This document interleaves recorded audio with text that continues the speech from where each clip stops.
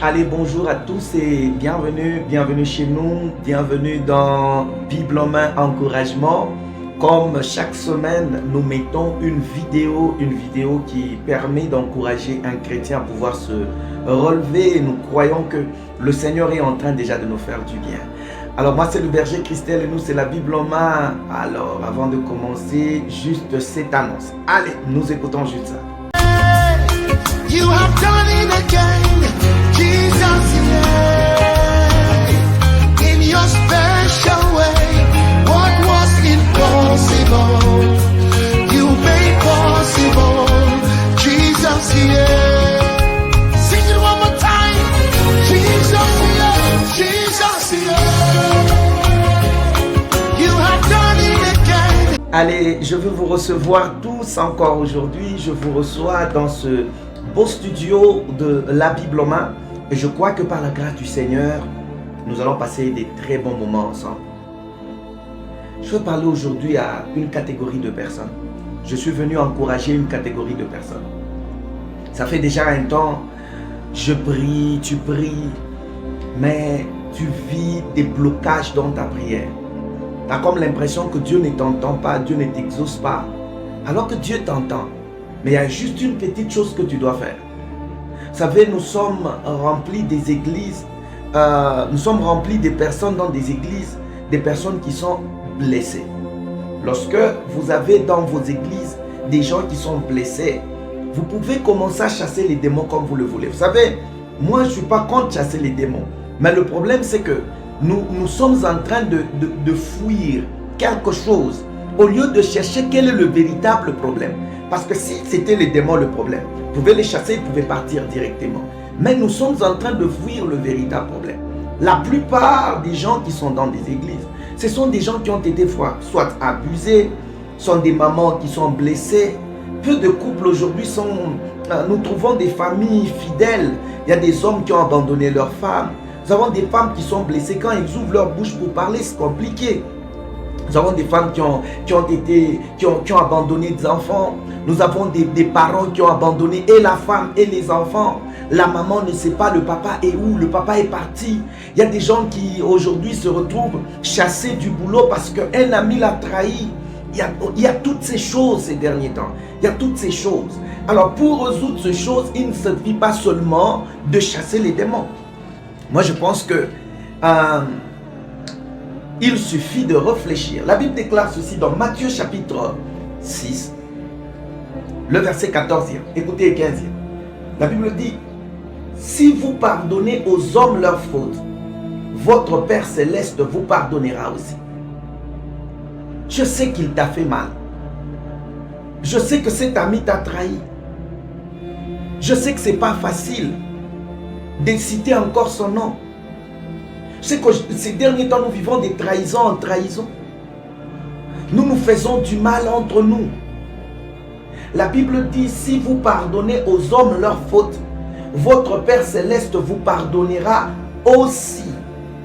Il vous pardonnera aussi. En d'autres mots, quand je commence à dire, moi, ce n'est pas la première partie qui m'intéresse, mais la deuxième partie dit, le pardon de Dieu est disponible. Mais il est proportionnel à la dimension du pardon que toi tu donnes aux autres. Je viens ici demander à une personne que tu dois pardonner. Certaines maladies que tu as, c'est juste par manque de pardon.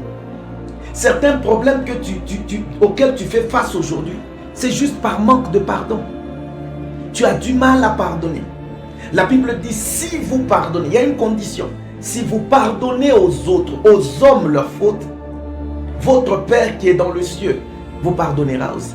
En d'autres mots, vous aussi vous fautez. Qui d'entre nous peut dire qu'il est saint, qu'il est parfait? Lorsqu'on ne sait pas se pardonner, la première chose c'est qu'on reste blessé. Mon frère, ton plus grand problème c'est le pardon. Quand il y a manque de pardon dans un couple, dans une famille, dans une communauté, il y a un problème. Les gens restent blessés. Aujourd'hui, Dieu m'envoie pour nous supplier tous ensemble, afin que le pardon soit réel et vrai. Que les gens donnent le pardon aux autres. Apprenons à nous pardonner, chers frères et sœurs. Quel est cet évangile où on nous apprend ces derniers temps à nous liguer contre nos propres frères, au lieu de nous prêcher sur le pardon? Écoute-moi très bien. Il t'a fait du mal, c'est vrai. Mais le problème, c'est que lui, peut-être est en train d'évoluer, mais toi, tu n'évolues pas. Le manque du pardon te bloque toi-même. Le manque du pardon bloque ta paix intérieure. Ça, c'est la première chose qu'on doit savoir. Quand tu ne sais pas pardonner, tu ne seras pas en paix. Quand tu ne sais pas pardonner, le manque du pardon fait de toi un esclave. Ça te met dans une certaine prison. Tu as du mal à regarder une personne et à lui parler correctement. Pourquoi? Parce que tu manques le pardon. Tu ne lui as pas donné ton pardon. Le manque du pardon, premièrement, c'est-à-dire quand tu ne sais pas pardonner, il n'y a pas de paix. Tu as un problème de paix. Voilà pourquoi vous avez des gens, ils sont là, ils sont tout le temps tristes, ils manquent de paix. Deuxièmement, tu manques la joie. Troisièmement, quand tu ne sais pas pardonner, le manque du pardon te place toi-même dans un lien, dans une prison. Tu ne sais pas confronter l'autre. Tu ne sais pas aider les autres. Tu seras rempli de haine. Le manque du pardon peut t'amener à tuer quelqu'un. Parce que tu n'as pas pardonné. Si vous voyez aujourd'hui par exemple des gens qui se vengent, en se vengeant, ils tuent, ils éradiquent complètement la vie d'une personne. Regardez très bien, il y a manque de pardon. Il y a manque de pardon ces derniers temps dans des couples, dans des familles. Et les gens vivent en hypocrite. Le manque de pardon amène une vie d'hypocrisie. Il est temps que nous puissions ensemble en tant qu'enfants de Dieu, que nous puissions nous pardonner. Je n'ai pas voulu aujourd'hui parler c'est quoi le pardon. Non, non, le pardon c'est le pardon tel que tu le connais. C'est que tu n'es pas en paix aussi longtemps, tu ne seras pas en paix aussi longtemps que tu n'as pas pardonné. Tu n'auras pas la joie aussi longtemps que tu n'auras pas pardonné. Et puis troisièmement, tu seras comme lié toi-même, ça te bloque. Le manque de paix te bloque. Le manque du pardon te bloque. Quand tu ne sais pas pardonner, tu es bloqué toi-même. Quatrièmement ou cinquièmement, le manque de paix, pourquoi je parle de paix? Le manque de pardon bloque l'exaucement à ta prière. La Bible dit quand tu es en train de prier, que tu veux offrir ton offrande à Dieu, tu veux donner ton offrande à l'Éternel. La première offrande, c'est d'abord notre prière. Combien de prières ne sont pas exaucées? Pourquoi? Parce que les préalables n'ont pas été d'abord bien respectés. Pardonnez. Pardonnez. Il y a des familles divisées. Grands frères et petits frères, vous ne parlez pas ensemble. Cousins, cousines, vous ne parlez pas ensemble. Parce qu'il y a manque de pardon, il y aura ce qu'on appelle de préjugés. Il y aura des préjugés. Il y a des gens qui vont, vous êtes là, vous ne pouvez jamais voir l'autre de bons yeux. Vous allez le voir de bon oeil. Vous allez le voir seulement, je ne sais pas, bizarrement. Même dans vos rêves, le manque de pardon influencera vos rêves.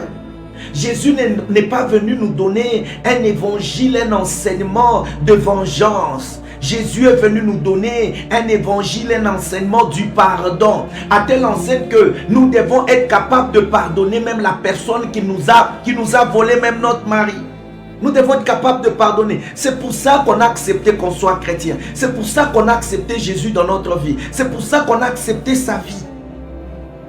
Le pardon bloque ta vie de prière, l'exaucement de ta prière. Le pardon.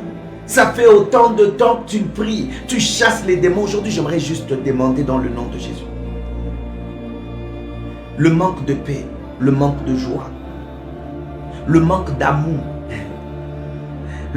Tu vois, le fait que tu as comme l'impression que tu es bloqué partout. Est-ce que tu peux un peu checker? Est-ce que ce n'est pas parce que tu n'as pas pardonné? Est-ce que ce n'est pas parce que tu n'as pas pardonné? Aujourd'hui, le Seigneur m'envoie pour parler à une personne, à une maman, à un frère. Pardonne. Pardonne. Et j'aimerais dire ici que le pardon n'est pas facile. Parce qu'il devient facile lorsqu'on l'exerce dans une personne. En Christ, il y a possibilité de pardonner. Jésus est arrivé même à dire quand quelqu'un te fait du mal autant de fois, pardonne-moi les 77 fois 17, toutes ces choses-là, c'est que Jésus voulait tout simplement nous dire, il y a possibilité de pardonner. Je veux dire aux hommes de Dieu, pardonnez vos fidèles. Je vais dire aux fidèles, pardonnez les pasteurs. Je vais dire aux parents, pardonnez vos enfants. Je vais dire aux enfants, pardonnez vos parents. Quelle est cette génération où nous allons, nous tous, manque de pardon partout. Et vous trouvez les gens qui sont là dans une même église en train de prier, mais ils ne se sont jamais pardonnés. Avant qu'il n'y ait une réconciliation vraie, il faut qu'il y ait d'abord le véritable pardon. Je veux ici ouvrir une parenthèse. Je veux parler à deux tribus de la RDC. Je me permets un peu de parler à ces deux tribus.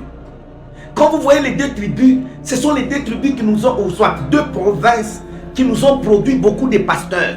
Il y a moins de pasteurs dans d'autres provinces. Dans d'autres provinces, il y a plus de professeurs. Mais dans les deux provinces, il y a plus de pasteurs, d'hommes de Dieu. Mais les deux provinces sont remplies de haine, l'une envers l'autre, à cause des événements qui s'étaient passés avant. Tu n'étais même pas né, tu n'avais que 2 ans, tu n'avais que, par exemple, 3 mois. Mais aujourd'hui, tu as 30 ans. Tu veux prendre le problème d'il y a 30 ans, garder une haine contre une autre province. Entre vous, vous êtes pasteur, vous êtes homme de Dieu, vous dites que vous êtes chrétien. Mais vous vous dites que nous, on ne peut pas se marier avec telle tribu. Pourquoi? Parce qu'en réalité, le fond, c'est que vous ne vous êtes jamais pardonné. Vous ne vous êtes jamais pardonné. Regardez tous les scandales qu'il y a dans le pays. C'est entre les deux tribus, les deux provinces. Katanga, Kasaï. Écoutez, s'il vous plaît, parce que il y a tellement de pasteurs là-bas, il y a tellement d'hommes de Dieu là-bas. Est-ce qu'il n'y a pas moyen? Quel est le Dieu que vous nous prêchez si vous êtes incapable de vous asseoir et de vous dire pardonnons-nous? On ne doit pas, écouter, on ne doit pas vivre avec une histoire de 30 ans, d'il y a 30 ans, où les commanditaires sont déjà morts et vous êtes là, vous les transférez de génération en génération à telle enseigne que tout Katangé sait que non, un Kassin ne peut pas n'est pas épousable. Et tout Kassin sait que un Katangé, je ne peux pas l'épouser. Quel est le problème? Manque de pardon. Et bizarrement, nous voulons contaminer les autres provinces et les autres tribus. Si le Dieu que nous prions est un Dieu véritable, aujourd'hui, Dieu veut... Regarde-toi sincèrement dans le miroir. Chaque fois quand toi tu es Katangé, on te parle d'un Kassin. Qu'est-ce que tu ressens? Et toi aussi quand tu es Kassin, on te parle du Katangé, qu'est-ce que tu ressens? Les deux tribus... Que Dieu nous aide, les deux provinces. Pardonnez-vous. Ce manque de pardon, vous vous entretuez parfois. Nous nous rendons compte que telle personne entre dans telle maison, oh, c'était telle tribu. Pardonnez-vous, c'est ça. Pardonnez-vous.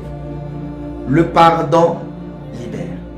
Le pardon aide. Le pardon amène à la réconciliation. Il faut qu'on se pardonne. Chers Congolais, pardonnons-nous. Chers chrétiens, pardonnons-nous. Chers membres de famille, pardonnons-nous. C'est le simple message que le Seigneur m'a envoyé pour vous le dire. Que Dieu vous bénisse abondamment. Comme vous l'avez vu dans le spot. Et donc au mois de décembre, il y a une très grande veillée que nous organisons, qu'on appelle Koinonia, c'est-à-dire communion. Nous allons passer du temps dans la présence du Seigneur, dans l'intimité avec Dieu. Que Dieu vous bénisse. On n'a pas encore mis la date, mais la date sera déjà donnée. Mais mettez dans vos agendas que déjà au mois de décembre, quelque chose se prépare. Que Dieu vous bénisse. Restez en paix au nom de Jésus. Amen. Que Dieu vous bénisse abondamment. Bye. You have done